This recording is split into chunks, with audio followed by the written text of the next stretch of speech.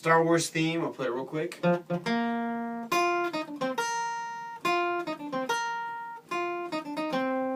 So where you start, the first 4 notes should be pretty easy. You're starting on the 3rd fret, 1st finger on the D string twice, and then you hit the 3rd fret on the G string. So those are the first 3 notes. And then use your pinky all the way 6th fret on the B string.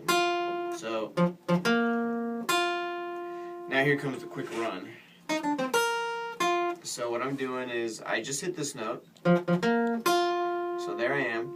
The same string, I'm going to go 4th fret, 3rd fret, middle finger, 1st finger, to ring finger, 5th fret on G. That part's what's crazy. So then pinky on the E string, pinky back onto the B string, 6th fret. So that goes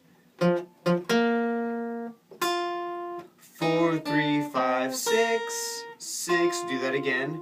4, 3, 5, 6, 6. Almost the same thing again. 4, 3, 4, 5.